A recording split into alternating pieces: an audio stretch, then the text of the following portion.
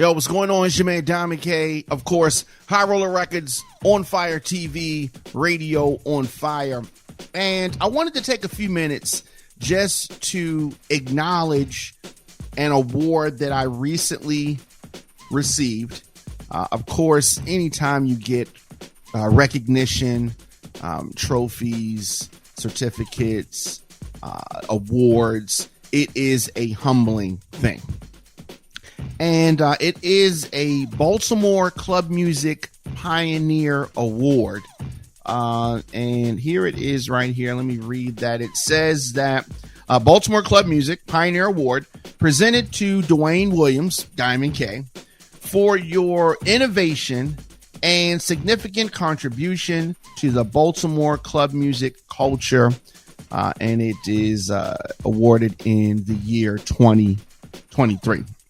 And so this presentation happened at the AFRAM festival in Baltimore at Druid Hill Park in June of 2023.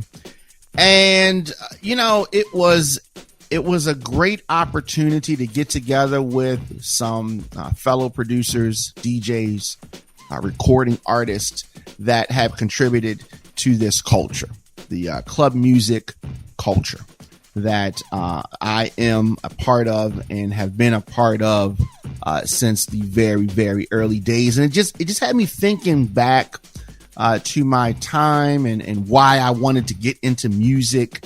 As far as the club music, I started out, some may know, I guess many know, many don't know. I started out as a rapper and a DJ. And so in my parents' basement and in the basement of, group members that I was working with, I began to see the rise of, it was like a hip hop house movement. A hip house movement, and based out of places other than Baltimore. And I started to see a movement potential there. Records like Doo-Doo Brown by Frank Ski, Two Hype Brothers and a Dog, and It's Hotness Mother by DJ Kenny B, Booty Mission by the Underground Track Team, which was the precursor to Unruly. So, Scotty B and Sean Caesar. And, those records, DJ Precise, another record that really, Get 'em Precise, another record that really motivated me. Those records and DJ Equalizer had some records coming out this time. Those records, hearing those songs mixed with some of the house records that were playing at the time, like Percolator, Yo-Yo Tribe, different imports coming from overseas and from New York.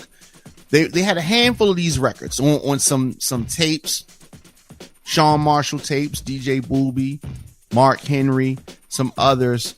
And I started hearing those, going to clubs, Paradox, DJ Roy Braxton playing there, and a lot of other guys. But as I started to hear some of those songs, and I really got into it, I realized that I needed to make records like that, because I was trying to make hip hop records. And especially at the time, we're talking about in the early 90s, Baltimore hip hop hadn't reached the point that it would reach. And so I thought that the easiest way to get recognized was to make these songs that I was listening to. So to make songs like that. And I made my first record as a teenager. And it was a demo tape called Hey Girl, Where Your Boyfriend At? And I sent that to Frank Ski, and Frank Ski liked it, saw potential in it, reached out to me. We re-recorded it in a studio, and my label, my partner at the time, named Rob, was with me and very instrumental in making that. The demo was recorded at his house. And he was involved in that. But understand this, we were a hip hop group. And this club record was just supposed to be a one-time thing. And we went into the studio with Frank Ski. And I met Reggie Reg, met Big Tony, Miss Tony there. and Frank Ski. And of course, there was an engineer there, and so we did some background vocals on a remix to Pull Your Guns Out.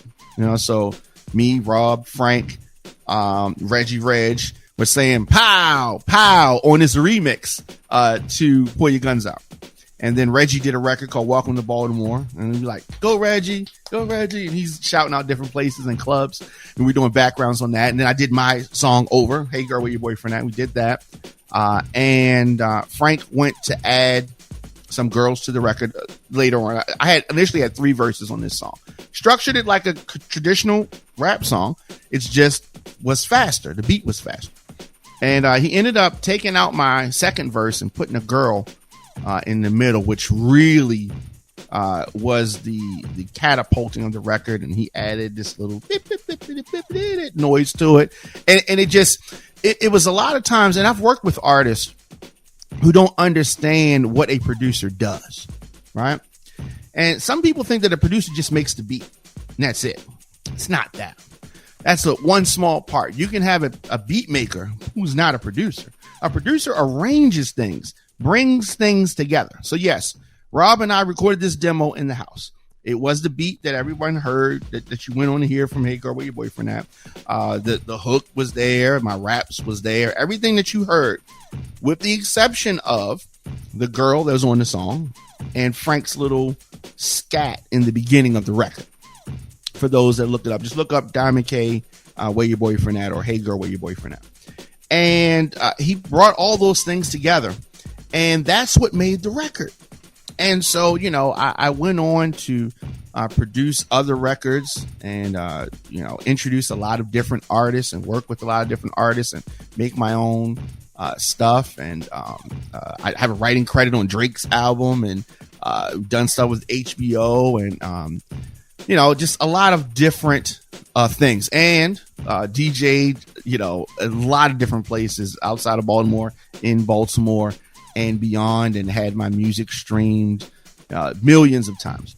But the thing is that you always want to get recognized at home. And I've gotten radio play and been on big stages here in Baltimore and a lot of different things. But it feels really good when you can get recognized and get recognition at home. You can see that there's Baltimore Club Music Pioneer Award. And yes, I have been around making club records since the early 90s as a teenager, and feels good now to get some of this recognition. And I was talking about my friend Rob, who I started making music with, and he thought that the club music was going to be a one-time song, one-time thing. And we parted ways because as I started making club records and I got bit by the Baltimore club music bug, I didn't want to do anything else. I didn't want to make the hip hop records. I wanted to make Baltimore club records. He wanted to go in another direction. So we parted ways right before Are You the Bomb was released in 1995. And so, he said I was selling out making Baltimore club music.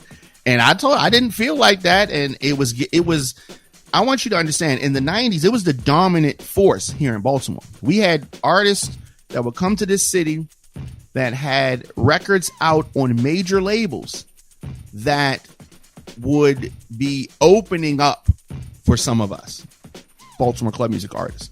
The music was played so much in the club.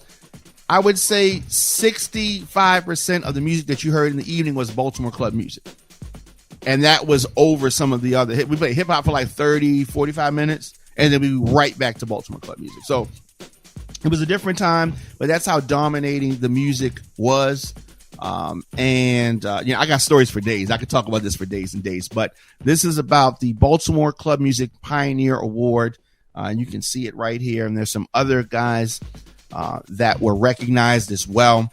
I definitely have to shout out Frank Ski for believing in me and signing me to my first record deal, giving me my shot.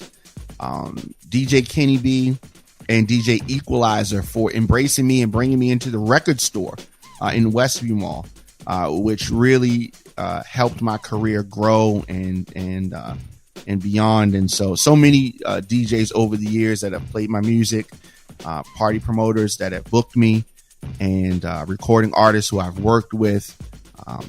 I just want to shout out everybody with regards to this and the part that they played in my career and the part that I've played in others' careers, and the part that I play in the overall success of Baltimore club music. So thank you.